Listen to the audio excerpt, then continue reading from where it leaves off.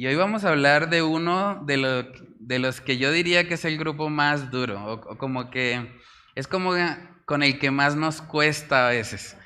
Porque hoy vamos a hablar acerca de cómo podemos evangelizar a nuestros familiares.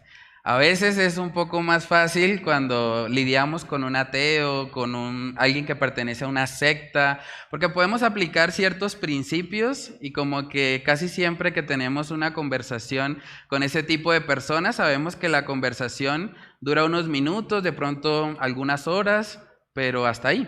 Entonces es un poco más fácil como lidiar con ese tipo de evangelismo que de pronto cuando nos enfrentamos a evangelizar a nuestros familiares cercanos.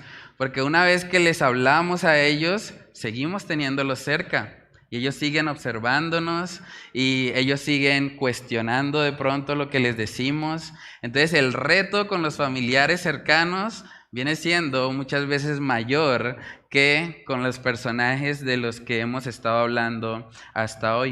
Entonces la idea es que hoy podamos hablar acerca de cómo se puede evangelizar a nuestros familiares cercanos. Yo creo que todos de una u otra manera tenemos familiares que sabemos que no conocen al Señor y que sabemos que están viviendo en rebeldía contra Él.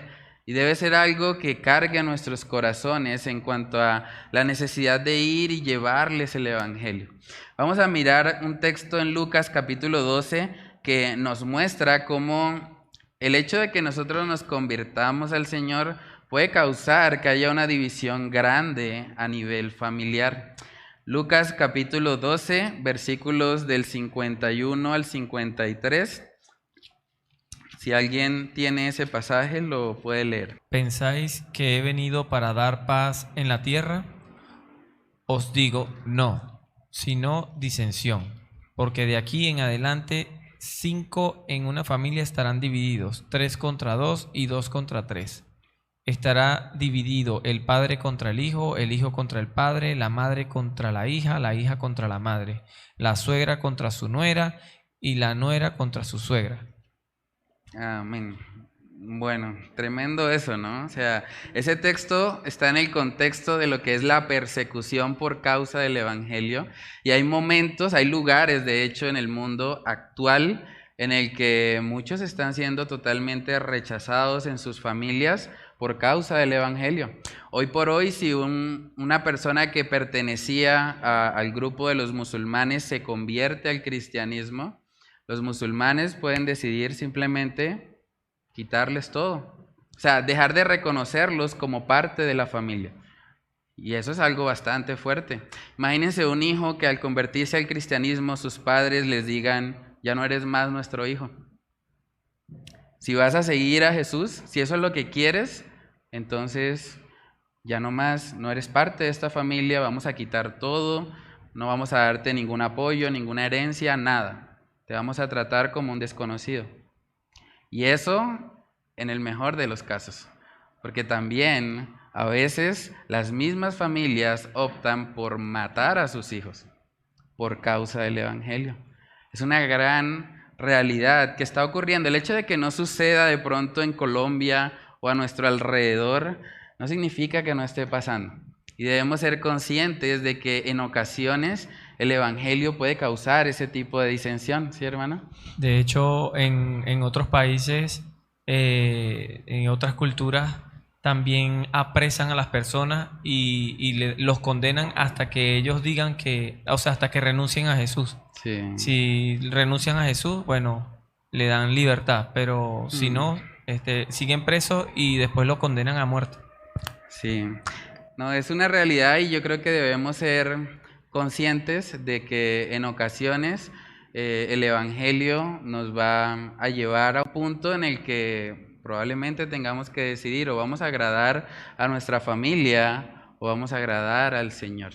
Entonces, a manera de reflexión para introducirnos a esta temática, yo quiero preguntarles, ¿por qué a veces es tan difícil predicar el Evangelio a nuestros familiares? ¿Cuáles son como las principales luchas que evidenciamos? Porque claro, a veces, bueno, implementamos estrategias, ya sabemos ciertas técnicas, dependiendo del grupo que nos toque enfrentar, pero como que con la familia cuesta un poco más, ¿cierto? Es algo como que luchamos un poco porque sabemos que cuando evangelizamos a un familiar, y si es un familiar cercano, ese familiar sigue observando nuestras vidas y es probable que siga cuestionando lo que alguna vez nosotros le dijimos.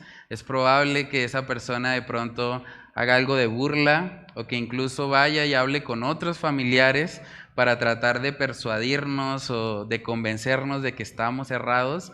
Y como que en ese ambiente de la familia es como un poco más difícil. No sé si alguien quiere compartir algo. ¿Cuáles son las luchas, los temores que de pronto se enfrentamos? Yo pienso que podría estar casi seguro que la principal causa serían nuestros propios errores. Porque ellos siempre nosotros somos como una carta abierta, la misma palabra dice que somos carta abierta al mundo. Entonces, el hecho de estar siempre expuesto a ellos y de repente cometer un error, porque no estamos exentos, tienden a señalarnos. Y yo recuerdo que yo lo hice con mi papá, porque el primero que llegó de la familia fue mi papá y mi mamá. Y mi papá seguía en sus errores, claro, del viejo hombre, porque el cambio no es instantáneo, sino que es un proceso. Entonces, papá de repente seguía con los mismos errores y yo le recriminaba eso. Mira, y eso que es cristiano, y se lo decía en la cara, o sea, lo retaba y en esas discusiones fuertes que teníamos, y eso que eres cristiano, o sea, siempre lo recriminé. Entonces yo pienso que esa es una de las causas que como que a veces hasta nos frenan de predicar a la misma familia. Sí, amén. En particular yo pues he intentado con mi madre, pero ella siempre ha puesto una barrera y dice que si ella ha respetado mi decisión, yo debo respetar la de ella porque igual yo nací creyendo lo que ella me inculcó. Entonces ha sido como muy difícil en ese aspecto. Sí. Y realmente toda mi familia es católica, apostólica y romana. Dicen que le van a entrar en Roma. Entonces como decir, bueno Señor, yo estoy orando para que tú hagas la obra, porque realmente con ello como tratar de obligarlo ha sido como, o sea, ni siquiera obligarlo. Es una barrera totalmente que ellos ponen para no tratar de ser convencidos y que su cerebro sea lavado, como en ocasiones, según ellos, me pasó a mí. Sí. Mi hermano, sí, también algo que es bastante fuerte es, pues, el Evangelio nos acusa, ¿no? Como pecadores. Y pues el familiar a veces se siente como juzgado. Sí. Sí, y pues eso también es, o sea, se rompe como el vínculo nada más de estar hablando de la ley. Entonces es como la parte difícil, como también tratar de equilibrar entre la gracia y la justicia de Dios. Sí, sí, eso también es muy cierto, ¿sí, hermana? Sí. Eso por una parte. Por otra parte también tengo que reconocer que cometí muchos errores en la vida cristiana. A pesar de que conocía al Señor, hubo muchos momentos en que no obedecía al Señor y fui mal ejemplo para mi familia. Entonces como que ahora hacerles ver que esos fueron errores y que no era el evangelio correcto, entonces eso es como el temor. Sí. Bueno, ¿alguien más quiere compartir algo? Sí, la hermana Paola. Buenas noches. Bueno, lo que dice el hermano Reni es cierto. Es que siempre están ahí como con la cosa esperando a ver en qué momento se equivoca uno para señalarle de una vez, porque como el enemigo es así, espera que incita y luego acusa. Entonces ellos siempre están como a la expectativa. Incluso hay momentos en los que uno dice, bueno, pero si por ejemplo ellos ya saben que yo soy cristiana, ¿por qué me mandan este tipo de cosas por WhatsApp? O sea, como a ver en qué momento muerde uno el anzuelo, y es como si ellos no aceptaran de que uno tiene un nuevo estilo de vida, y como que no, si este ha sido tan mal geniado, ha sido así o así, porque ahora va a venir a ser mejor que nosotros. Eso es lo que ellos creen, ¿no? Y pues en mi caso personal, también como la hermana Luz, toda mi familia no es, o sea, son católicos.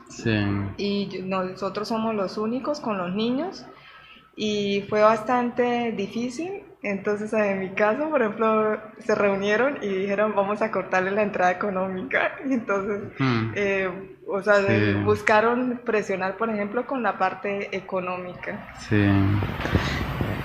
No, definitivamente sí, hermana Daisy. También, por ejemplo, en el caso me pasó algo muy particular en una reunión de mis abuelos, que pues como el 1 de enero que hacen la fiesta y se reúne toda la familia una vez al año, ¿no? Y por ejemplo yo decidí no bailar, porque yo era súper rumbera, mejor dicho, la de la pachanga. Sí. Y mi hermano en medio de los tragos me decía, usted va a estar esperando que mis abuelos se mueran para arrepentirse. Y yo le decía en ese momento que no, porque yo sabía que eso no agradaba a Dios. Pero hoy día, por ejemplo, a través de la santificación que le ha hecho, o sea, no solamente no le agrada a Dios, sino que ahora el Señor me ha puesto ese amor a hacer lo bueno y ya no me agrada a mí. Pero ahora mi hermano, al ir viendo los cambios, yo creo que uno debe ser fiel y pedirle a Dios que le dé a uno ese poder de Él para poder obedecer, que eso es como el Evangelio, pero vivido. Sí, amén. Hermana Wendy.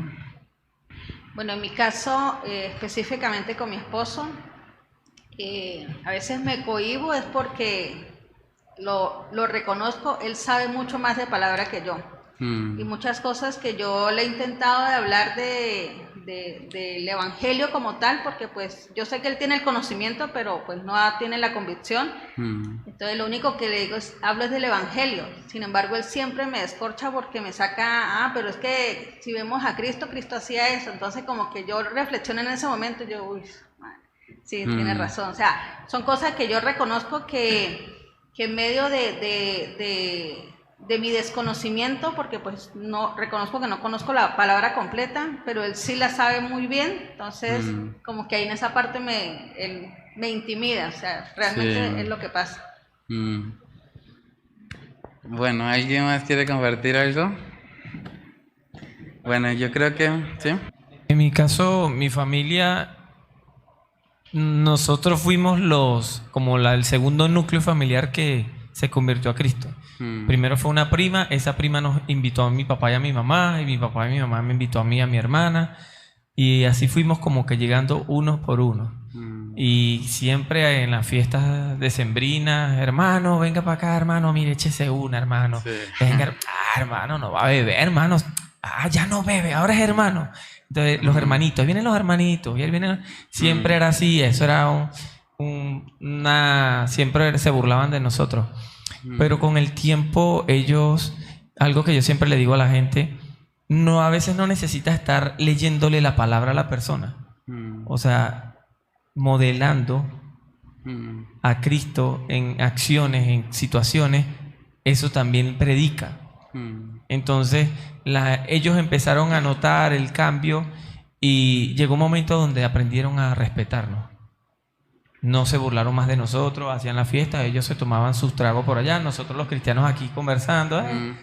¿Ve? Pero poco a poco fuimos ganando la familia. Sí.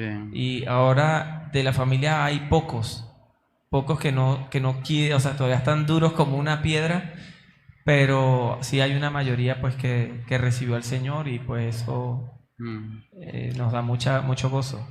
Sí, yo creo que, bueno, parte de lo que han mencionado varias veces es el tema de que nuestros familiares cercanos ven nuestras debilidades. O sea, ellos conocen de cerca cuáles son nuestras fallas de carácter, cuáles son nuestros hábitos pecaminosos. Entonces, es fácil para ellos señalarnos, es fácil para ellos de pronto lanzar acusaciones que nos hieren y que muchas veces nos desaniman. Yo creo que hay muchas personas que están desanimadas en cuanto a tratar de evangelizar a sus familiares porque dicen, no, esto ya definitivamente no se puede. Ya yo lo intenté y siempre es lo mismo, y como que llegamos a una contienda, a una discusión, y yo como que prefiero tirar la toalla, ¿sí? Pero vamos a ver Proverbios capítulo 13, en el versículo 12, para que veamos un texto ahí. Yo creo que mucha gente se encuentra como lo que menciona ahí el versículo 12. Si alguien tiene Proverbios 13, 12, lo puede leer. El que menosprecia el precepto perecerá por ello, mas el que teme el mandamiento será recompensado. Proverbios 13, 12. La esperanza que se demora es tormento del corazón, pero el árbol de vida es el deseo cumplido. Amén. Yo creo que mucha gente está en ese tormento del corazón, tal vez esperando o anhelando que alguno de sus familiares se convierta al Señor. Y aunque es importante que nosotros tengamos ese deseo en nuestro corazón, también debemos guardarnos de que ese deseo se convierta en un ídolo para nosotros. Porque a veces hay personas que dicen, bueno, yo no estoy bien, yo no puedo tener una relación, una comunión con el Señor hasta que yo no vea a mis familiares convertidos. Y hasta cierto punto es bueno tener el deseo porque nuestros familiares se conviertan, pero eso no debe gobernar nuestras vidas. Porque si llegamos a ese punto, vamos a estar atormentados. Vamos a estar todo el tiempo frustrados, pensando que es nuestra culpa. Y como todos hablaron ahorita al principio, hay mucho de la lucha que tenemos con nuestros familiares que está relacionado con nuestros testimonios. Entonces hay mucha gente que está como autoflagelándose y diciendo, es por mi culpa que mis familiares no han creído. Es porque yo no he sido lo suficientemente buen cristiano que ellos no han reconocido al Señor. Entonces viven en continuo tormento y amargura por eso. Pero debemos entender que la razón por la que las personas no van a Cristo bíblicamente es porque aman más las tinieblas que la luz. Es porque están muertos en sus delitos y pecados. Entonces lo que nosotros debemos clamar al Señor es para que ellos abran sus ojos.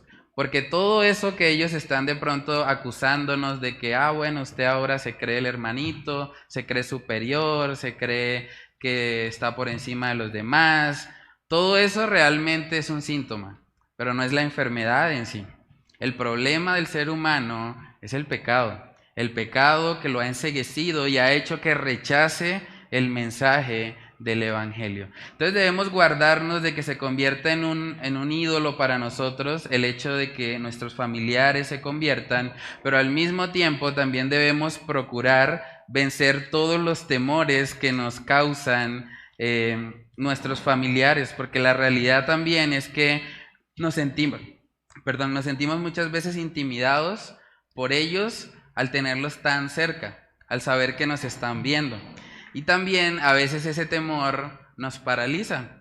Hay mucha gente que no predica el evangelio a sus familiares porque tiene temor de que después esas personas lo van a ver de forma diferente y como que de ahí en adelante cualquier falla, cualquier cosa que digan puede ser usada en su contra. Entonces ese temor muchas veces nos paraliza, nos inmoviliza en cuanto a realizar lo que el Señor pide de nosotros. Es lo que vemos en Proverbios capítulo 29.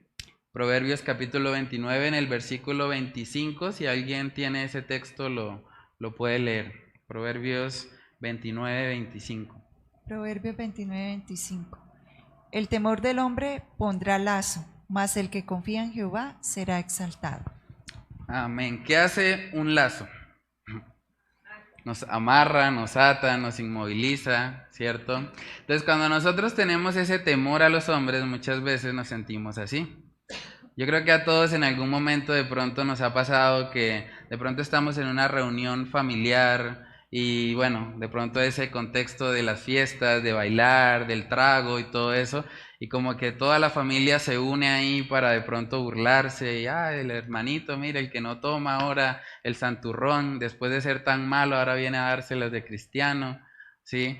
Y como que esos comentarios muchas veces nos hacen sentirnos mal, o sea, nos sentimos afligidos, nos sentimos como solos, tristes. Pero es bueno que cada uno o casi todos hablaron ahorita contando un poco de esas luchas para que sepamos que no es algo que nos esté pasando exclusivamente a nosotros. Casi que cuando nosotros decidimos ser cristianos debemos entender que eso viene en un paquete de burlas, de persecución, de personas hablando mal de nosotros, y es parte de ser un creyente. O sea, cuando nosotros decidimos seguir a Cristo, si Cristo mismo fue vituperado, fue burlado, ¿cuánto más nosotros? Entonces necesitamos entender eso para que no nos dejemos afectar demasiado por eso. Y debemos entender que detrás de esas burlas, detrás de ese rechazo al evangelio, lo que están ocultando realmente es su temor a la luz. O sea, ellos tienen temor a recibir el evangelio y abrirse completamente para que sea Cristo gobernando sus vidas. Ahí coloqué en el bosquejo que cuando nosotros evangelizamos a una persona desconocida, sabemos que la conversación durará unos pocos minutos. A veces puede que dure un par de horas, pero con nuestros familiares, cuando nosotros hablamos el evangelio, es apenas el comienzo de muchas conversaciones más. ¿Sí, hermano? Pastor, y hay algo que uno ve en la familia que ellos reconocen que uno tiene poder y autoridad, porque a veces le dicen a uno que oren por ellos, sí. que hasta le piden un consejo, no quieren aceptar la palabra, pero ellos saben que nosotros tenemos una investidura. Entonces, Sí. eso también es importante nosotros entenderlo y apropiarnos para poder hacer frente a las situaciones. Sí, hermana Wendy, ¿se puede mover un poquito para que el hermano entre? Bueno, también, ahí está libre. Bueno, yo creo que cuando tenemos familiares que no son creyentes, es muy importante que nosotros podamos reflejar lo que dice Mateo capítulo 5, en los versículos del 14 al 16. Ese es el famoso texto que habla sobre que como creyentes somos la luz del mundo. Ahora, cuando nuestros familiares son inconversos, podemos decir que las tinieblas están en la casa. Entonces, necesitamos más que nunca que los creyentes sean luz, para que puedan brillar y para que nuestros familiares que están de pronto apartados del Señor tengan la oportunidad de ver a Cristo en nuestras vidas. Mateo 5, versículos del 14 al 16, si alguien tiene ese pasaje, lo puede leer. Vosotros sois la luz del mundo. Una ciudad asentada sobre un monte no se puede esconder, ni se enciende una luz y se pone debajo de un almud, sino sobre el candelero y alumbra a todos los que están en casa. ¿Hasta qué versículo es? Así alumbre vuestra luz delante de los hombres para que vean vuestras buenas obras y glorifiquen a vuestro Padre que está en los cielos.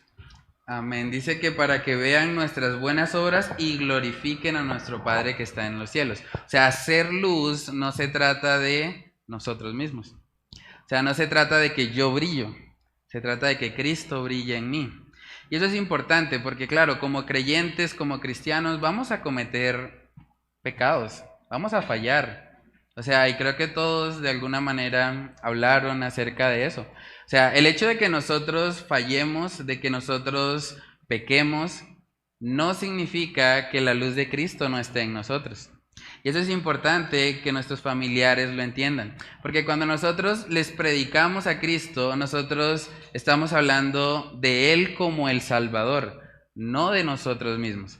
Ellos no deberían poner la mirada en nosotros. Aunque como creyentes tenemos la responsabilidad de ser luz, el que brilla genuinamente en nosotros es Cristo. Y también cuando nosotros pecamos y reconocemos nuestra falta, cuando nosotros nos humillamos, cuando pedimos perdón por algo malo que hicimos, también estamos siendo luz. Porque al humillarnos nosotros estamos dando fruto del Espíritu Santo. Estamos mostrando que no somos perfectos. ¿Saben que el mensaje del cristianismo es ese? O sea, el mensaje del cristianismo no es perfección. No es sálvate por tus buenas obras. Si ese fuera el mensaje del cristianismo, entonces ellos tendrían razón al acusarnos. Porque ellos podrían decir, claro, usted no está cumpliendo con lo que dice que hay que cumplir. Pero el mensaje del cristianismo realmente es, somos malos. Nosotros no podemos en nuestras propias fuerzas. Necesitamos un Salvador. Nadie puede salvarse a sí mismo, no hay justo ni aún uno. Entonces, cuando nuestros familiares nos sacan en cara nuestros pecados, debemos poder decir, sí, soy pecador, sí, me falta mucho, sí, reaccioné mal, sí, mi carácter aún le falta mucho por ser pulido, pero precisamente por esas fallas, precisamente por esas debilidades que hay en mí, es que busco a Cristo. Porque entiendo que no puedo solo. Necesito a alguien que me rescate de mi condición. Entonces, debemos poder usar y pedirle al Señor que nos dé la sabiduría para usar esos momentos de fragilidad, esos momentos en los que fallamos, para apuntarles a Cristo Jesús. Para que ellos vean que la luz no somos nosotros mismos. o que no tenemos luz propia, que la luz que tenemos es porque Cristo resplandece sobre nuestras vidas. Cuando nosotros hacemos eso, vamos a poder ayudarles a quitar de su mente o de su corazón ese argumento de, ¿y eso que es cristiano? ¿Y eso que va a la iglesia? Yo soy mejor que él. Yo no tengo que estar allá metido en una iglesia para hacer cosas mejores que las que hace él. Y no debemos entrar en esa contienda. Yo sé que es tentador porque en nuestra carne queremos contrarrestar. Cuando alguien nos acusa, inmediatamente pensamos en el contraataque. Todos tenemos un abogado interno con especialización y maestría que busca siempre, bueno, usted me ataca, listo, yo me defiendo también. ¿Sí? La hermana Jamie se rió porque es abogada. Los demás quedaron ahí. Sí. Sí, pero entonces, claro, nuestra tendencia natural siempre va a ser eso, va a ser como querer contrarrestar, querer contraatacar, pero debemos entender que parte de ser luz también es reconocer nuestras faltas, reconocer nuestros pecados delante del Señor y delante también de nuestros familiares para que ellos vean que el mensaje del cristianismo no es miren lo bueno que somos. El mensaje del cristianismo es que a pesar de lo malo que somos, nosotros vamos a Cristo como nuestro Salvador. Vamos a mirar Primera de Pedro capítulo 3, versículo 15. Ese texto se usa mucho en el contexto de lo que es la apologética o la defensa de la fe. Estuvimos hablando de eso cuando hablamos de evangelizar a un ateo. Pero hay una parte del versículo que a veces se pasa por alto, por enfatizar mucho la parte de la apologética, y es el principio de ese versículo. Primera de Pedro 3, versículo 15 y 16. Sino santificad a Dios el Señor en vuestros corazones y estad siempre preparados para presentar defensa con mansedumbre y reverencia ante todo el que os demande razón de la esperanza que hay en vosotros, teniendo buena conciencia para que en lo que murmuran de vosotros como de malhechores sean avergonzados los que calumnian vuestra buena conducta en Cristo. Amén. O sea, el contexto de ese pasaje tiene que ver con la santificación del creyente. O sea, empieza diciendo, santificad a Dios el Señor en vuestros corazones. Para poder hacer una buena defensa de la fe, para poder predicar con mansedumbre y reverencia ante todo el que demande razón de la esperanza que hay en nosotros, es necesario estar santificado en el Señor. Es necesario que nos hayamos llenado del Espíritu Santo primero, porque saben que la mansedumbre es fruto del Espíritu. Si yo voy a tratar de debatir o a contender con mis familiares y no estoy lleno del Espíritu Santo, yo voy a pelear carne contra carne. O sea, si él me ataca, yo también voy a atacar. Y se va a volver algo más bien que puede entorpecer o que puede alejar a nuestros familiares del Señor.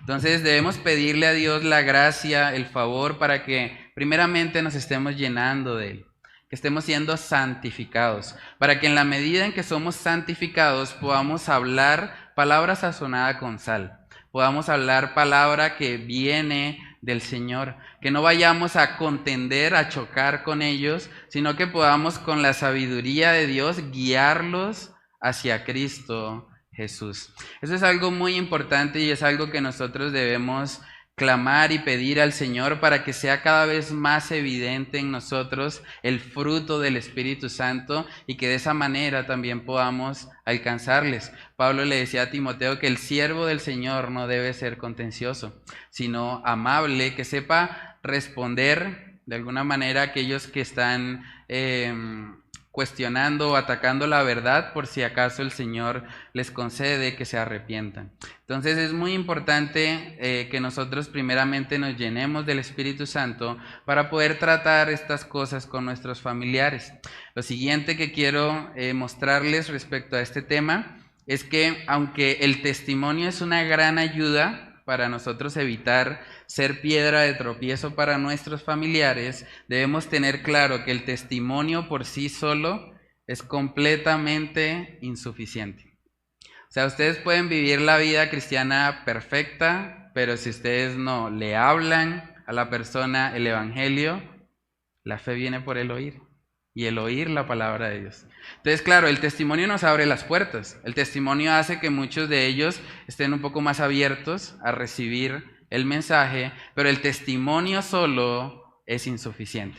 Y eso es importante entenderlo porque también se ha popularizado un poco lo que es el evangelio social que llaman.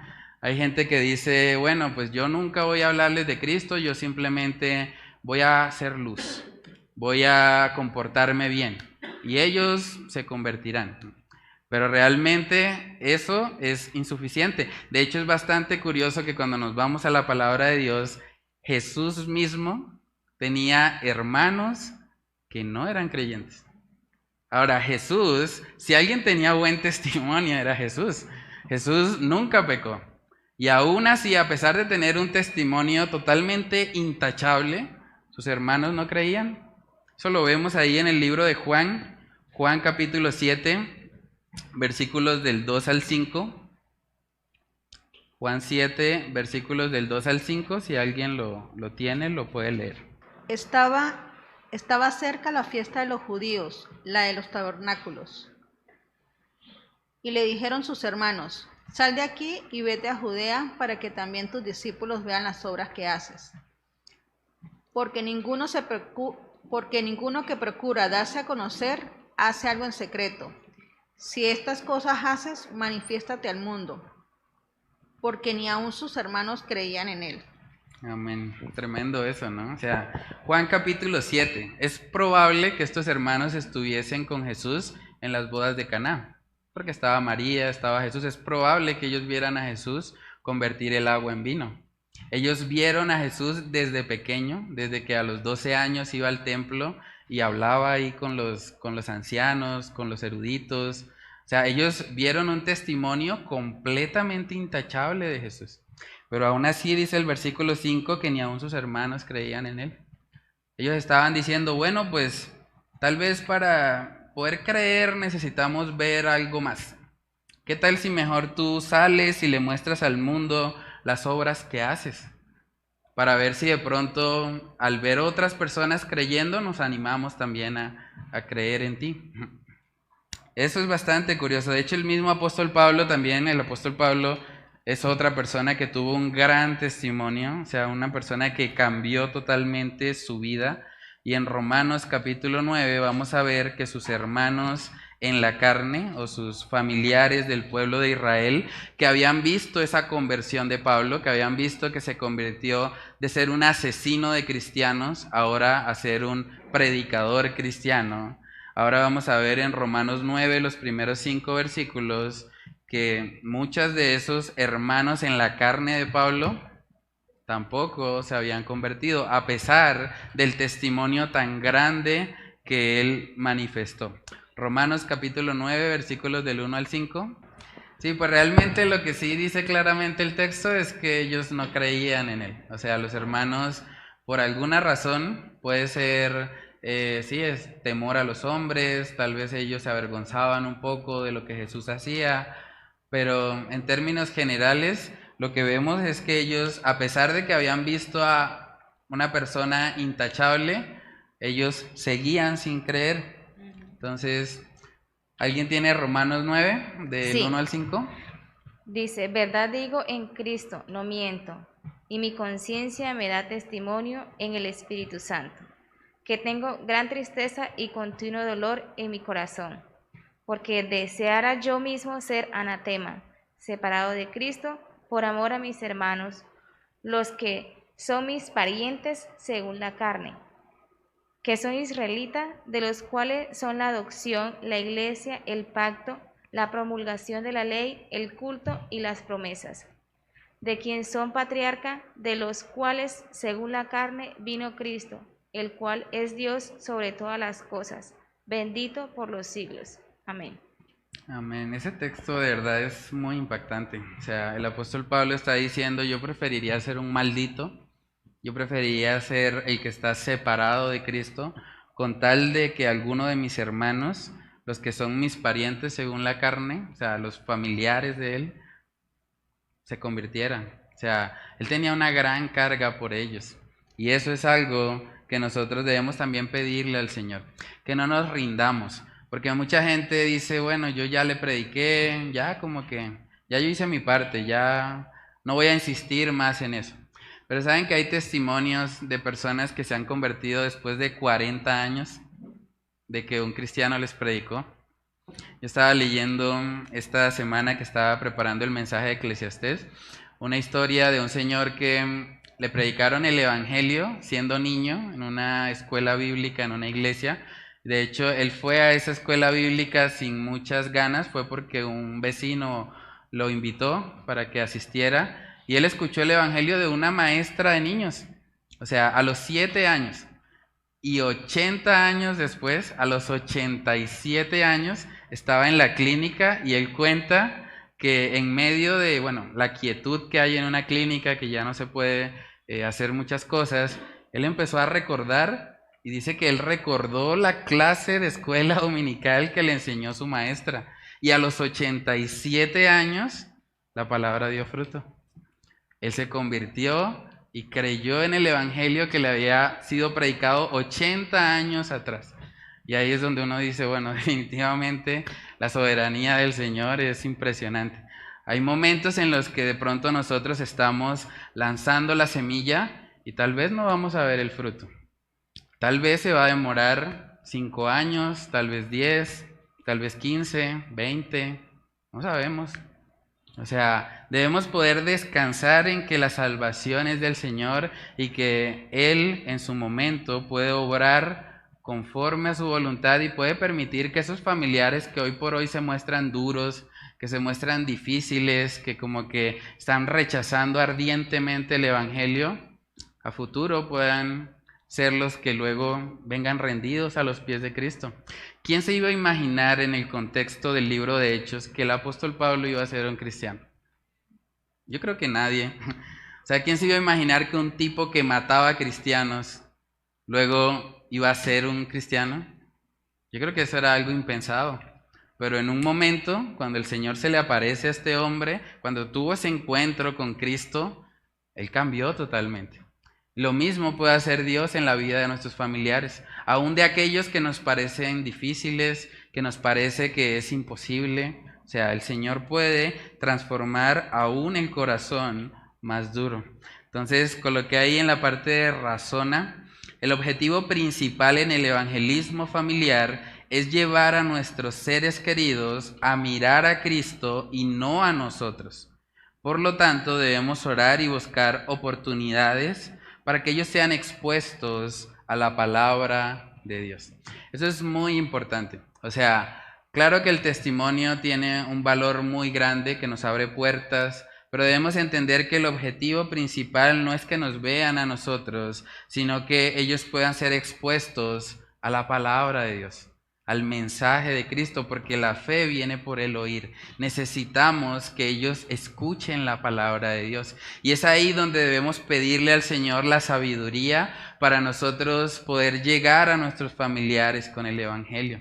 Yo les cuento a manera de testimonio personal. Para mí era una lucha. Yo vengo de una familia en la que pues he tenido como muchas dificultades, por así decirlo, con mi padre. De hecho, algunos lo conocen porque él escribe mucho en la transmisión. Mi papá siempre está ahí, sale como José Luis Cuello Chirino y él coloca ahí, amén hermanos, gloria a Dios. Y mucha gente me ha dicho, oiga, su papá es un creyente, ¿no? Su papá está y comparte las transmisiones. Y sí, yo digo, bueno, el Señor en medio de todo pues hasta lo usa para eso.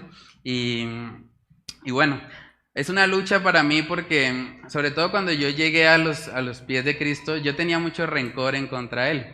Porque, bueno, fue una persona que hizo mucho daño a mi mamá principalmente y eso causó que yo me sintiera como tenía mucho rencor en contra de Él. Y para mí era una lucha porque cuando yo llego a Cristo, yo entiendo lo que es el perdón y el llamado que Cristo hace para perdonar. Perdonar aún lo imperdonable, porque si Cristo nos perdonó a nosotros un pecado que merece una condenación eterna, ¿quiénes somos nosotros para no perdonar a los que nos hacen daño? Entonces yo me vi una vez enfrentado a tener que pedirle perdón a él, aunque en sí no le había hecho algo en específico, pero tenía mucho rencor en contra de él en mi corazón. Yo recuerdo mucho un 31 de diciembre, yo tuve que, bueno, aproveché el espacio como de feliz año y todo eso, para hablar con él y para decirle, papá, te quiero mucho. En ese sentido yo me sentí muy identificado con la película que vimos de George McDowell, porque él también le dijo que quería mucho a su papá también era muy borracho y demás, de hecho es parte de, digamos, de las debilidades que mi papá tiene. Y cuando yo le dije a él te quiero mucho, yo sentí una liberación, yo sentí que me quité un peso de encima. Y yo me acuerdo que esa vez yo lloré, él lloró y estuvimos abrazándonos y yo creo que nunca en la vida, o que yo tuviese uso de razón, yo le había dicho esas palabras. Entonces, para mí fue un alivio como poder soltar esa carga y decir, bueno, papá, te quiero mucho, yo, bueno, sé que has hecho errores, pero yo también los he hecho y sé que los dos necesitamos de la gracia de Dios. Y fue mi primer acercamiento para predicarle a él el Evangelio. Yo recuerdo también que, bueno, desde ese día él cambió mucho la relación con él, nosotros muy poco, o sea, casi nada hablábamos por ese tema de que pues yo tenía mucho rencor en mi corazón contra él. Después de eso empezamos ya a tener una relación un poco más cercana, a hablarnos un poco más, pero yo me di cuenta que realmente él no había creído el Evangelio. A pesar de que fue un momento muy emotivo, fue un momento en el que yo pues abrí mi corazón, le pedí perdón y le hablé de lo que me motivó a perdonarlo, que fue Cristo Jesús. Yo sabía que él no había creído porque él seguía practicando las mismas cosas, seguía tomando, seguía como viviendo una vida que no le agrada al Señor. Y después de eso, bueno, yo dije, bueno, ya le prediqué, pero no me puedo rendir. Tengo que buscar otra forma para llevarle el Evangelio a mi papá. Me acuerdo que en ese momento salió la película de Reto de Valientes, no sé si ustedes la conocen. Esa película también a mí me impactó mucho, sobre todo porque habla de como de esa figura paterna y yo siempre he sentido como que he tenido un poco de debilidad o de falencia en esa área porque pues no tuve un papá muy presente. Entonces, al ver la película yo dije, esta es la película que le tengo que mostrar a mi papá. No sé cómo voy a hacer, pero él la tiene que ver. Entonces ahí dije, bueno, voy a orar al Señor y estuve por mucho tiempo orando, pidiéndole a Dios para que pudiese tener la oportunidad de ver la película junto con él. Entonces un día le dije, bueno papá, vamos a ver una película. Me dijo, pero ¿eso de qué es? ¿Eso es de acción o de pelea o qué? Y yo, bueno, es otro tipo de acción. Entonces, de hecho hay una parte de la película donde están los policías y todo eso, entonces como que yo le dije, bueno, listo, vamos a ver una película. Papá e hijo, vamos a sentarnos y a ver la película, ¿sí, hermano? Sí, el Rey Serpiente.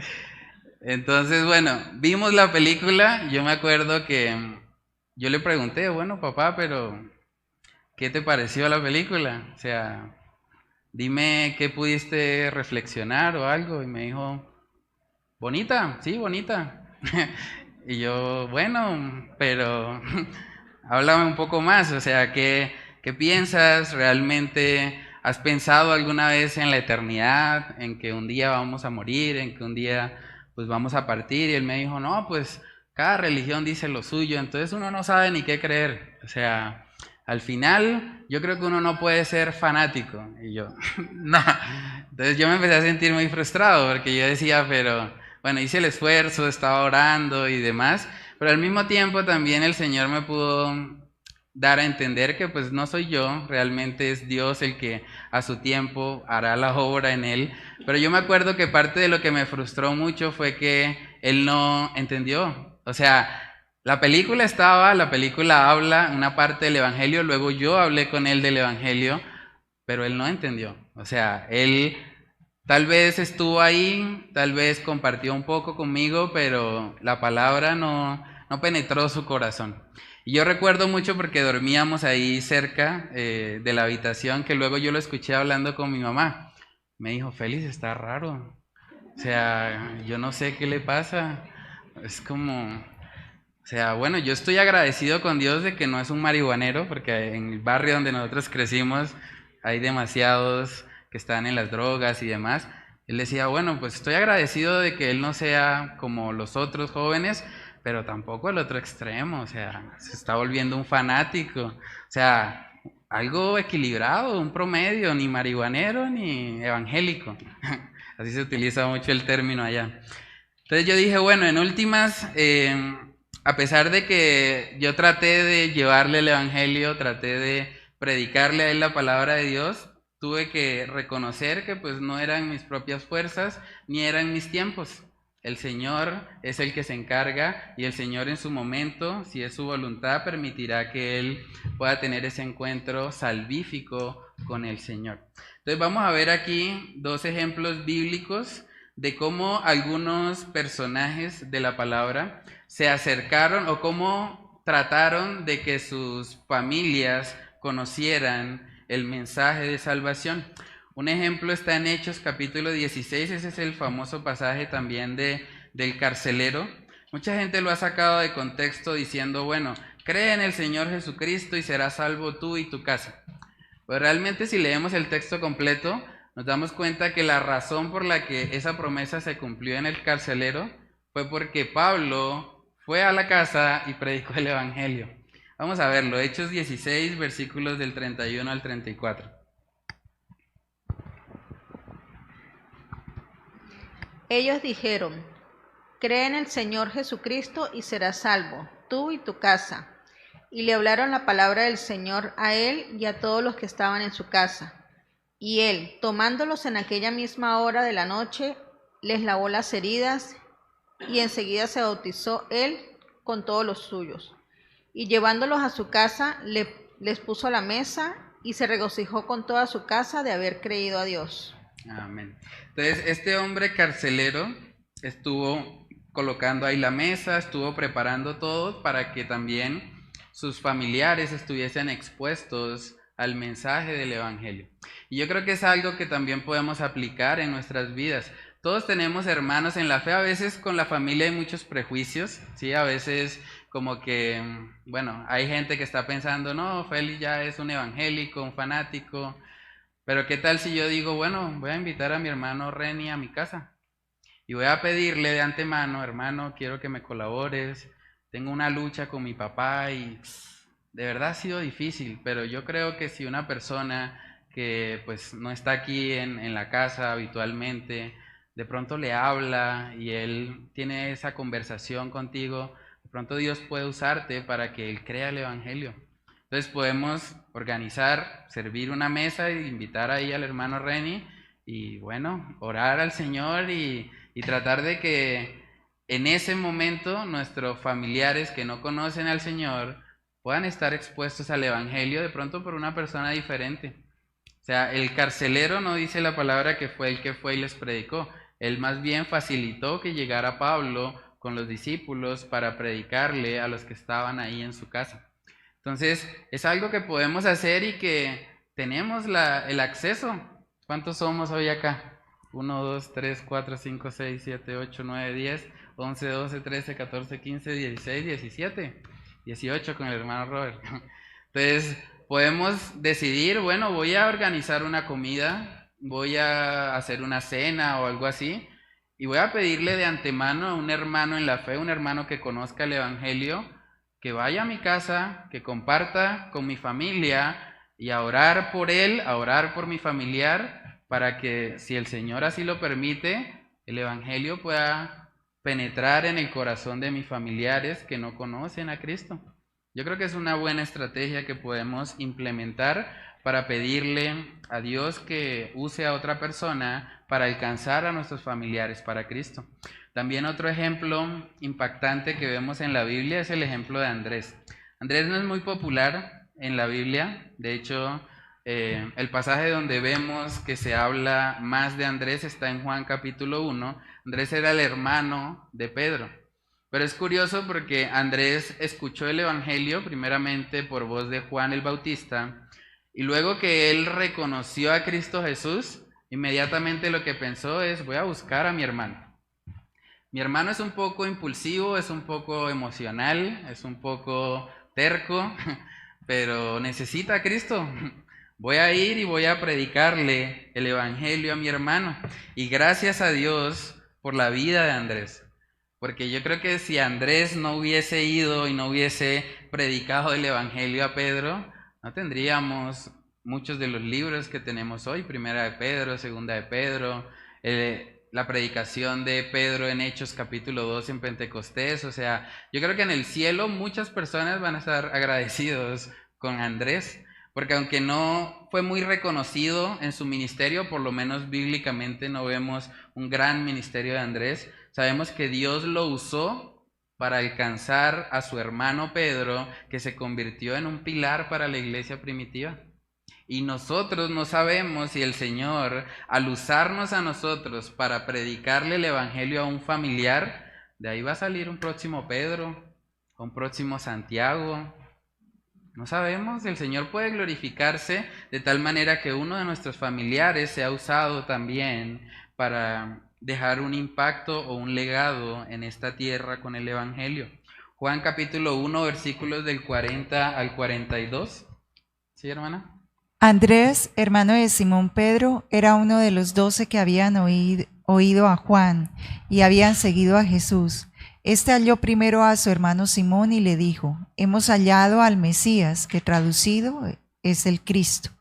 Y le trajo a Jesús, y mirándole Jesús dijo: tú eres Simón, hijo de Jonás, tú serás llamado Cefas, que quiere decir Pedro. Sí, hasta el 42. Bueno, es curioso, en el verso 42 dice: y le trajo a Jesús. Ahora, otra aplicación importante ahí es que vemos que Andrés trató directamente con Simón, porque a veces es un poco difícil en nuestra familia, sobre todo si tenemos varios miembros de nuestra familia que no son cristianos, es difícil el evangelismo en masa, porque a veces entre ellos se apoyan y como que se ponen en contra al cristiano y como que se nos dificulta un poco más. Pero algo muy sabio que hizo Andrés es: bueno, Pedro, ven, vamos a hablar los dos. O sea, no convocó a toda la familia, tengo que hablar con Pedro, tengo que predicarle a Pedro. Y ese evangelismo uno a uno con nuestros familiares también es muy útil, porque también en un contexto donde hay muchas personas, donde hay grupos de personas, se presta para que no se tome como en serio lo que nosotros estamos diciendo, pero cuando hablamos uno a uno con esa persona, como que podemos impactarle más y podemos confrontar con más claridad a la persona y llevarle al evangelio. Es difícil cuando de pronto hay una reunión familiar, cuando hay un ambiente en el que están tomando, están queriendo pecar. En ese contexto es difícil realmente predicar. Pero si nosotros llamamos a alguien aparte, le decimos: hermano o hermana, quiero que hablemos, quiero contarte algo que es muy importante. O sea, quiero hablarte de Jesús. Él vino al mundo, Él murió por tus pecados, todos hemos pecado, necesitamos un Salvador, pero Cristo puede ser tu Salvador así como lo ha sido para mí. Cuando nosotros hacemos ese evangelismo uno a uno, podemos ser mucho más efectivos para alcanzar a esos familiares que a veces se muestran difíciles. Yo recuerdo también un testimonio que escuché de una persona que él contaba que tenía un tío que era muy reacio al evangelio. Muy difícil, siempre se estaba burlando, siempre estaba como atacando al cristianismo de una u otra manera. Pero esa persona contaba que él lo llamó aparte un día. Le dijo: bueno, yo quiero que hablemos y quiero hablarte de Jesús, porque no es lo que tú estás diciendo. Claro, él estaba lanzando muchas burlas, muchas cosas que iban en contra a la palabra, pero él se sentó a tener una conversación seria y dice que ese tío, después de esa conversación, cambió totalmente las burlas y empezó a darse cuenta que el cristianismo era algo serio. O sea, que era una fe bíblica, una fe razonable, y empezó a considerar esto.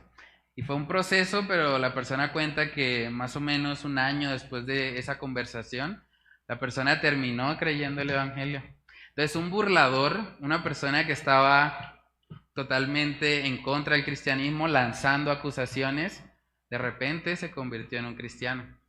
Pero ¿cuál fue la estrategia que se usó? Se habló a solas con esa persona, se le mostró que el cristianismo era una fe seria, una fe racional, una fe que descansa en evidencias, y que por lo tanto esa persona debería considerar el arrepentirse y creer. Y eventualmente el Señor usó algo así para ganar a esta persona para el Evangelio.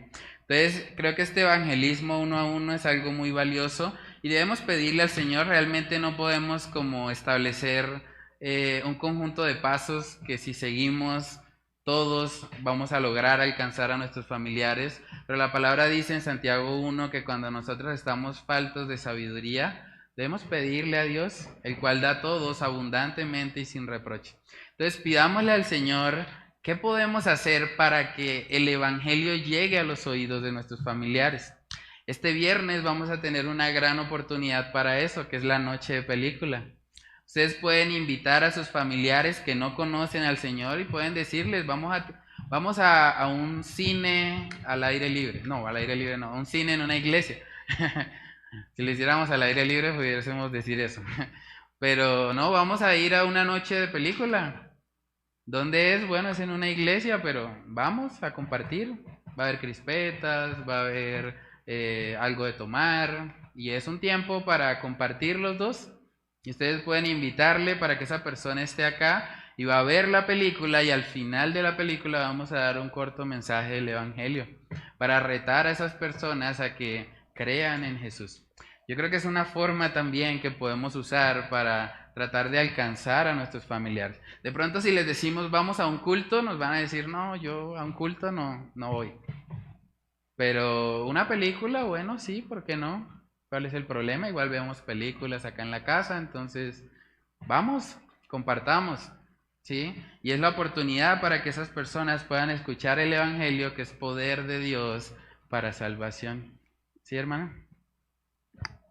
Pastor, yo considero, no sé si estoy equivocado, pero considero que es importante que nosotros nos quitemos toda expectativa sobre la persona que vamos a predicar o quitemos de nuestra mente toda emoción, porque a veces nos dejamos llevar por las emociones y no dejamos que el Espíritu actúe y queremos ser nosotros Dios y queremos ver esa persona convertida, o sea, lo hacemos como usted dice, pues en las fuerzas nuestras y a veces eso es hasta más doloroso para nosotros porque salimos como decepcionados. Tantas fuerzas que invertí yo en esto, que yo invertí en esto, o sea, cuando realmente no es en nuestra fuerza, sino en el Señor. Sí.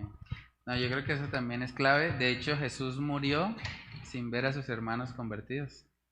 O sea, Jesús partió de esta tierra y bueno, la Biblia nos muestra que eventualmente ellos creyeron y tenemos el testimonio del libro de Santiago, que era uno de los hermanos de Jesús, pero fue algo que Jesús no vio en su tiempo acá en la tierra.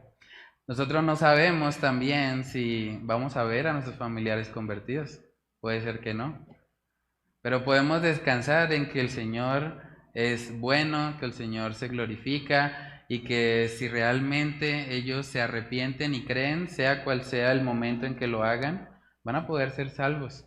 Entonces, no debemos poner nuestra esperanza en que nuestros familiares se conviertan. Debemos poner nuestra esperanza en el Señor, que es el único que puede hacer que ellos se conviertan. Por eso también la oración es tan importante en todo este proceso. Para que nosotros no lo hagamos en nuestras propias fuerzas y para que descansemos también en que si la estrategia que utilizamos no da fruto inmediatamente, podemos descansar en que el Señor está al control. El Señor es soberano y el Señor permitirá a su tiempo, si es su voluntad, que ellos se arrepientan y crean. Entonces, coloqué ahí una frase para meditar, esa es de Charles Spurgeon. Él dijo, tenemos seres queridos fuera del arca. No descansemos hasta que sean introducidos como nosotros por la mano del Señor. Ahí vemos el equilibrio. No descansemos, nosotros tenemos la responsabilidad, pero para que sean introducidos como nosotros por la mano del Señor, porque es Dios el único que puede salvar. La salvación le pertenece solo a Él. Entonces, en la parte de atrás hay unas actividades de profundización. Ahí les coloqué un video también que es muy interesante del Ministerio de Aguas Vivientes o Living Waters en inglés, coloqué ahí que busquen en YouTube el video, yo se los comparto igual por el grupo del Faro. Ese se llama ¿Cómo evangelizar a tu familia? De Living Waters español, y van a escribir ahí en el cuadro las principales enseñanzas que les dejó el video. El segundo es más a manera de reflexión. ¿Cuándo fue la última vez que compartiste claramente el evangelio con tus familiares? ¿Cuándo fue la última vez que les hablaste de su pecado? ¿Que les hablaste de la necesidad de un Salvador? Y la siguiente, si estás orando al Señor por nuevas oportunidades para exponer el evangelio a tus familiares. Saben que muchas veces, si nosotros miramos hacia atrás, yo recuerdo que varias veces yo había escuchado el evangelio. O sea, varias veces de las que yo escuché no respondí adecuadamente al evangelio.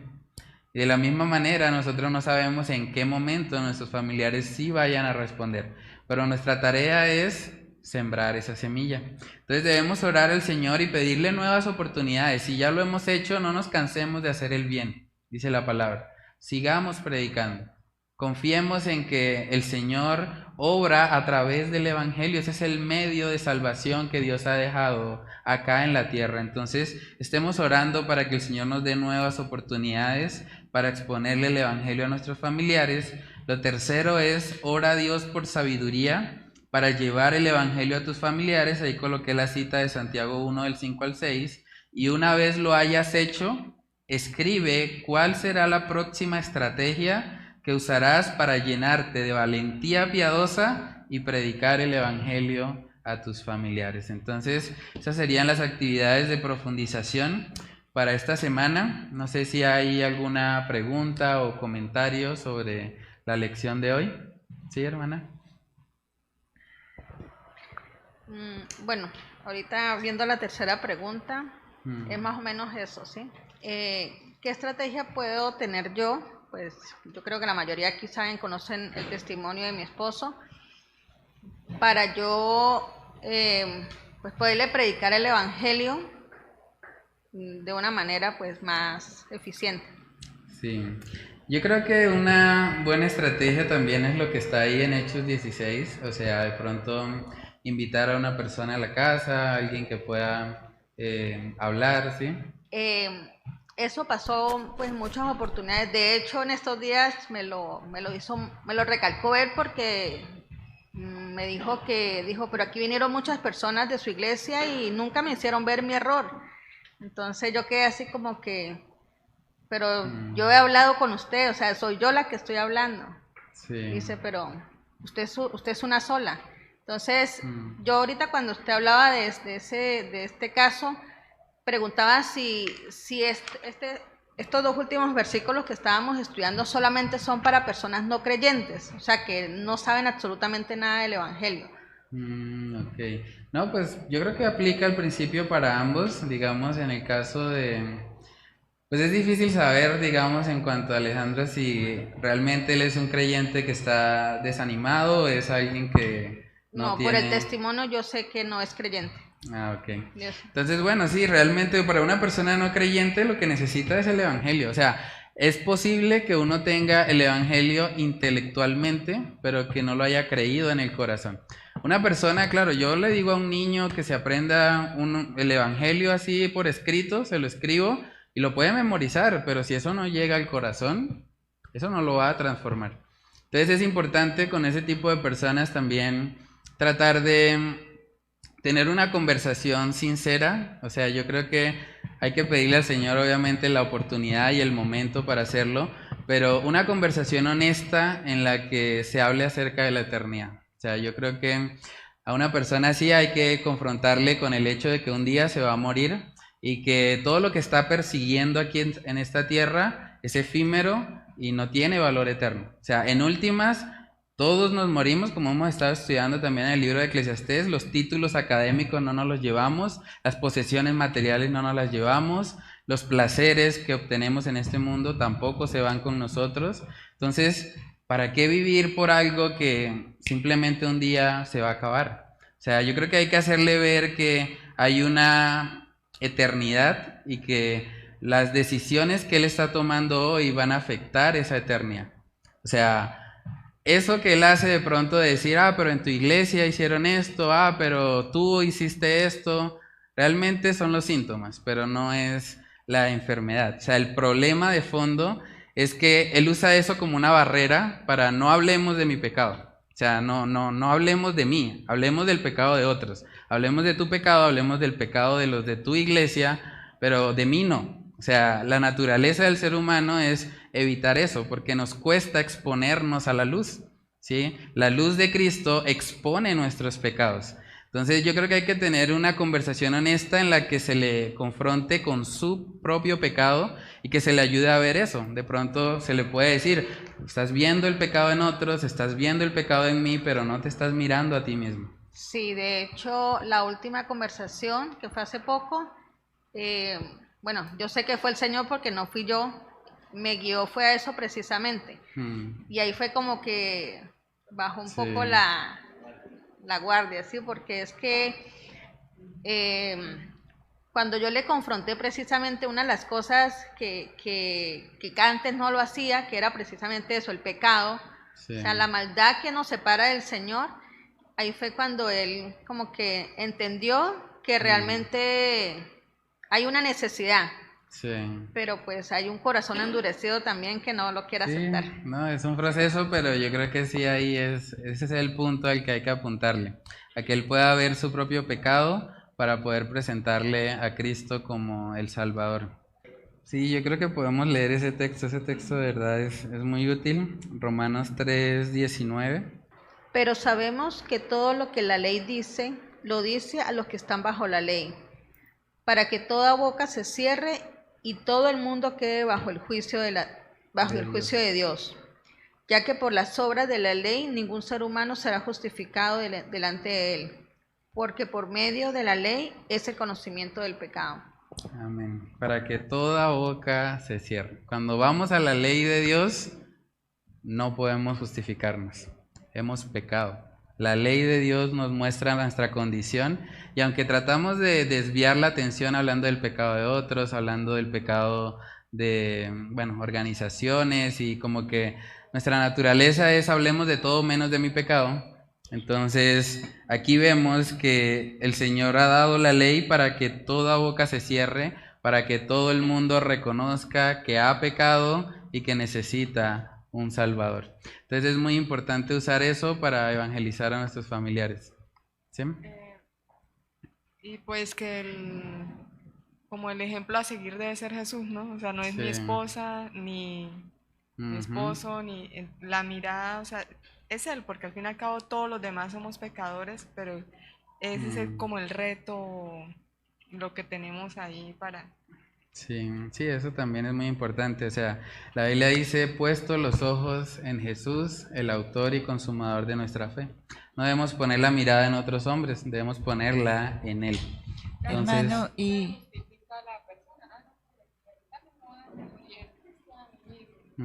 Pero no se compare con una persona, compárese con... Sí. Hermano.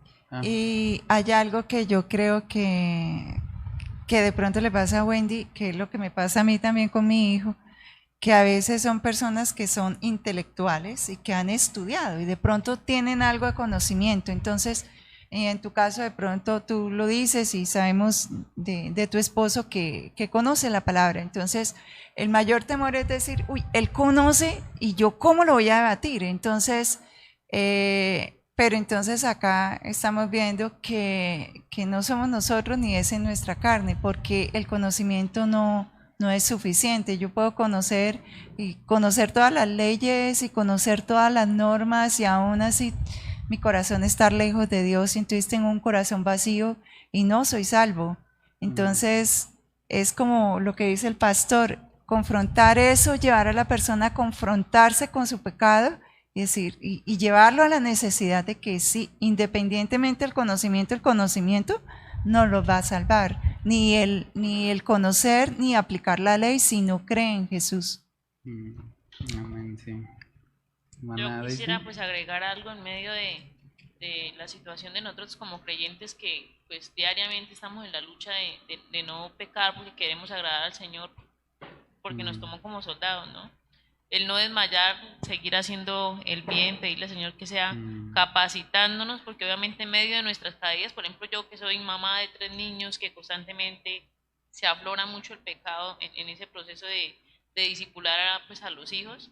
Entonces recordar que la obra es del Señor, que nosotros tenemos un proceso de santificación y pedirle al Señor que sea renovando nuestro entendimiento, que sea la palabra de Él tomando ese espacio en nuestra mente y derribando todo lo que hayamos pues puesto mucho antes de conocerle, para que sea el Señor no solamente tratando con nuestros hijos en ese proceso de enseñanza, por ejemplo, o aún con nuestros esposos, con nuestros familiares, con nuestros padres, para que sea el Señor no solamente haciendo la obra en ellos, sino también nosotros no como bloqueándonos y desesperándonos de nuestra incapacidad, recordando que es el Señor el que nos compró a precio de sangre y que obviamente también lo hizo por ellos, pero que el corazón de ellos es el que decide. Amén, sí. Yo tengo una pregunta. Alguna vez escuché una enseñanza aquí por otra persona que decía que cuando la persona se moría y que aceptaba a Cristo por temor, más no por convicción, algo así, estoy parafraseando, eso no era suficiente para ser salvo. Yo siempre he tenido como esa inquietud con respecto a eso. Sí, pues no hay una forma de aceptar a Jesús. O sea, no hay dos formas de aceptar a Jesús. Porque, por ejemplo, él decía, o sea, esa persona ya tuvo de pronto tiempo que le hablaran, y ahí no lo aceptó. Entonces, en el momento de la muerte, pronto por miedo a que, no, qué tal que sí sea verdad el infierno y eso, y ahí sí diga, sí, lo acepto, pero realmente no hay en él una convicción de pronto, es lo que yo entiendo ahora que pronto quiso decir esa persona, no hay una convicción, sino que lo dice por temor, entonces esa persona no es salva. Sí, es una inquietud. Yo soy malo para ubicarme en la Biblia, pero precisamente creo que esta mañana estuve leyendo una parte donde dice que había un señor que tenía un sembrado y fue a diferentes horas. Y el último que fue a las 5 de la tarde. Y los otros estaban quejando de él. Yo entiendo que aceptar a Dios es aceptarlo, no sé si tú te mueres en 2 minutos o lo aceptaste 80 años atrás. Creo que el resultado es el mismo. Sí. Porque lo estoy aceptando a él, ¿cierto? Sí, claro, en la medida en que la fe es genuina, sí. Lo que pasa es que creo que el ejemplo que dice la hermana sería como el de una persona que durante su vida dijo, bueno, yo lo he escuchado ese mensaje, pero después. Hay gente que dice, bueno, cuando esté viejito. Depende, sí, de qué tipo de temor, porque claro, todo el mundo tiene algo de temor. Si estoy en temor a morir, ¿cierto? Pero si estoy con el temor de ese juicio del Señor. Sí, exacto, ahí es diferente. Ajá.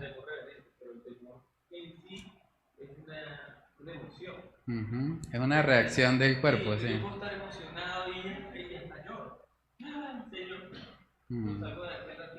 Sí, por eso, pero estoy con el temor, o sea, no es el temor de que vaya a morir, sino es el temor de enfrentar el juicio de Dios. Sí, eso sí es diferente, claro, sí.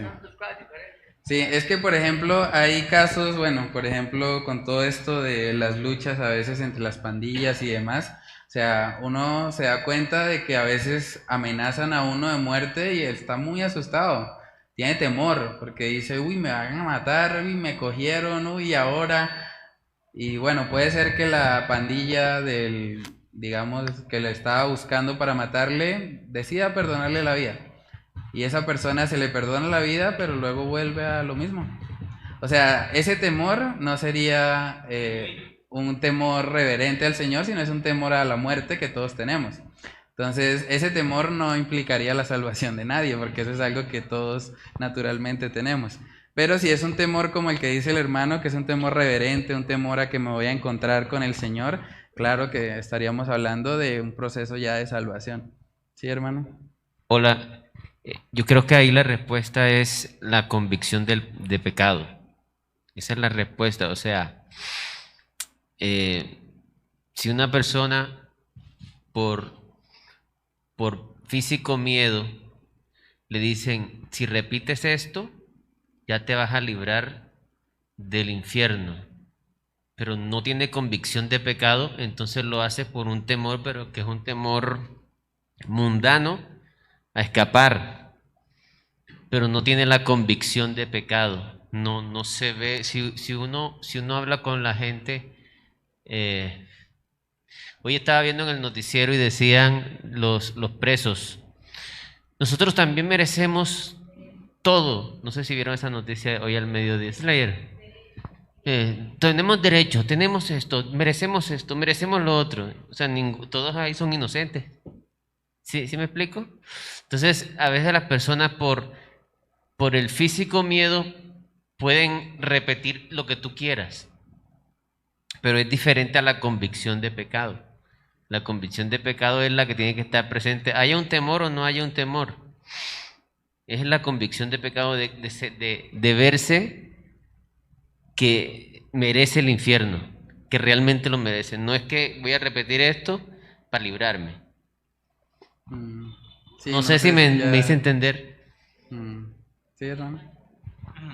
Yo creo que también en el hecho, en la crucifixión del Señor, también habían dos personas, ¿sí? Sí, también. Y uno de ellos, o sea, tenía miedo a que iba a morir y decía, si de verdad usted es el Hijo de Dios y de verdad, bueno, bájese y bájenos a nosotros, ¿sí? Pero el otro, el otro también pues estaba asustado, obviamente estaba muriendo, pero también él le dice, ni en tu lecho de muerte temes a Dios. Este hombre nada ha hecho, reconoció a Jesús como santo y después le reconoció como Salvador porque dijo, acuérdate de mí cuando vengas en tu reino.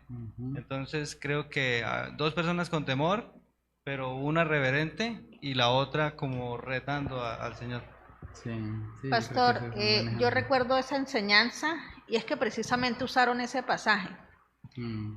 Y lo relacionaron como que diciendo, no crean que una persona en su lecho de muerte dice, me arrepiento y se salva. Y lo relacionaron precisamente con ese versículo. Yo creo que por eso es que Paola pregunta si realmente en el lecho de muerte la persona se arrepiente.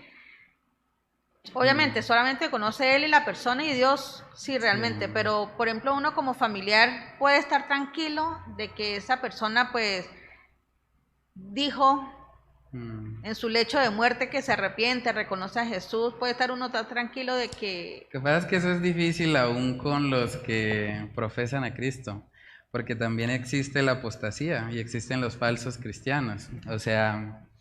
Digamos que uno descansa en el Señor y es importante que siempre el centro de nuestras vidas sea Él, porque aun cuando yo tenga familiares que profesan de labios para afuera ser cristianos o que dan algún fruto externo de que parecen ser cristianos, yo no puedo estar seguro de la salvación de ellos. O sea, yo descanso en el Señor. Yo digo, bueno, si esa persona está dando frutos, me alegra, me gozo con Él, le trato como un hermano en la fe porque me está dando fruto de su salvación, pero en últimas yo no puedo estar seguro de la salvación de nadie, o sea, ni siquiera de las personas más cercanas a mí. O sea, Jesús y Judas estaban en el mismo grupo, o sea, no podemos saber con seguridad la salvación de prácticamente nadie, pero sí podemos descansar en que el Señor está obrando y que hay ciertos frutos que muestran una evidencia de salvación. Entonces, si vemos eso, podemos gozarnos y podemos alegrarnos y orar al Señor que Él sea obrando en el corazón de esos familiares. Bueno, ¿alguien más? El hermano Miguel iba a comentar algo.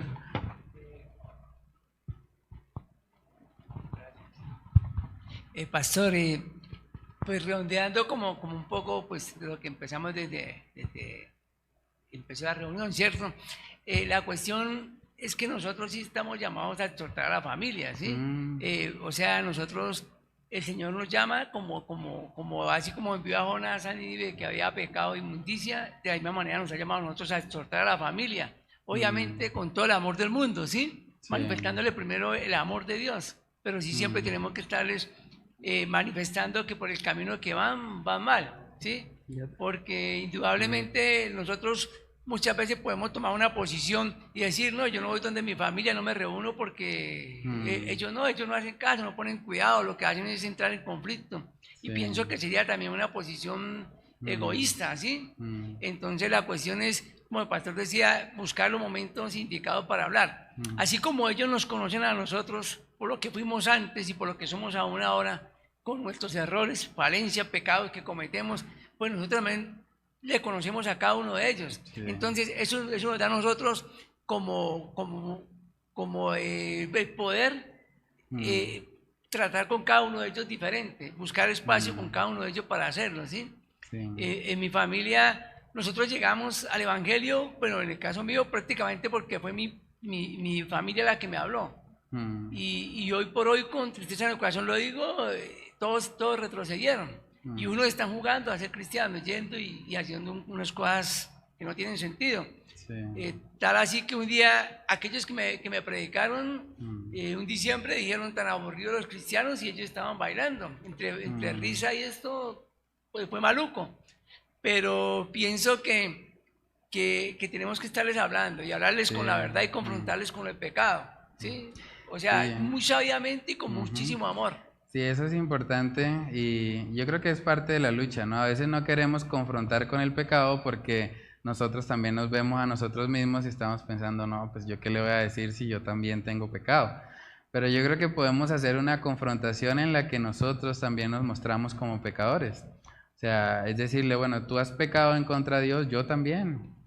O sea, la Biblia dice que los mentirosos tendrán su parte en el lago de fuego y azufre, y yo también he sido mentiroso. O sea, yo, si no tengo a Cristo en mi vida, también terminaría ahí. Por eso te estoy hablando este mensaje, porque me preocupa tu alma, porque quiero que no vayas a una condenación eterna, quiero que conozcas a Jesús, porque es el único medio de salvación. No hay ningún otro nombre bajo el cielo dado a los hombres en el que podamos ser salvos, sino en Él. Entonces yo creo que podemos hacer esa confrontación mostrándonos también pecadores y enseñándoles que no estamos hablando desde un lugar de superioridad moral, sino que más bien estamos hablando como un mendigo diciéndole a otro mendigo dónde encontrar el pan. Entonces yo creo que cuando hacemos eso vamos a poder ser también más eficaces en la predicación del Evangelio. No sé si alguien quiera opinar algo más o cerramos entonces con oración. Bueno, vamos a orar por nuestros familiares y a pedirle al Señor que de verdad nos use, que nos dé la sabiduría necesaria para que nosotros podamos llevarles el Evangelio y podamos ser luz en sus vidas.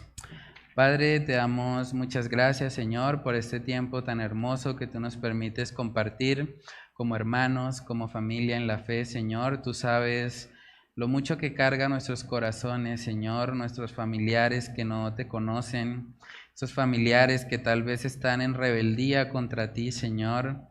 Padre, queremos clamar a ti, Señor, entendiendo que eres el único, Señor, que puede darnos la sabiduría. Eres el único que puede obrar en nuestros corazones de tal manera que seamos santificados y que podamos ser usados por ti, Señor, para alcanzar a esos familiares que se muestran duros, que se muestran reacios al Evangelio. Padre, que seas tú dándonos palabra sazonada con sal, Señor, que nosotros podamos llevar a esas personas a Cristo, que podamos confrontarles humildemente con su pecado, que podamos mostrarles, Señor, que están corriendo mucho peligro, que si ellos mueren en esa condición, les espera un lago de fuego, les espera una condenación eterna, Señor. Sabemos que tu palabra nos muestra que tú no quieres que ninguno perezca, sino que todos procedan al arrepentimiento, Señor. Oramos para que tú nos permitas tener esa carga, esa pasión por nuestros hermanos, por nuestros familiares, por aquellos, Señor, que vemos continuamente en nuestros hogares, pero que tal vez no te han conocido, Señor, o no han dado un fruto genuino de salvación. Padre, oramos para que tú te glorifiques, para que tú obres, Señor, para que tú permitas, Padre amado, que nosotros podamos ser instrumentos útiles en tus manos. Sabemos que separados de ti, Señor, nada podemos hacer. Te necesitamos, Dios, necesitamos que tú nos llenes de tu Espíritu Santo, que tú nos uses para que podamos ser esos instrumentos, Señor, para alcanzar a nuestras familias para Cristo, Señor. Oramos también por la actividad de este viernes, Señor, que los familiares que invitemos, Señor, puedan estar receptivos, que la palabra que va a ser expuesta pueda caer en buen terreno, Señor, y pueda dar fruto para gloria y honra de tu nombre, Señor. Oramos para que seas tú glorificándote, para que seas tú dándonos a cada uno de nosotros las estrategias para poder llevar el Evangelio hasta los oídos de ellos y que podamos orar y no desmayar para que esos familiares un día te conozcan, Señor. Padre, ayúdanos a no cansarnos de hacer el bien, a no tener esa tormenta en nuestro corazón, sino que podamos vivir, Señor, reconociendo que tú eres soberano, que tú tienes el control y clamar a ti, Señor, por la salvación de aquellos familiares que no te conocen, Señor. Danos siempre un corazón compasivo para con ellos y ayúdanos a ser usados por ti para alcanzarles. Te lo pedimos, Señor, en el nombre de Cristo Jesús. Amén y amén.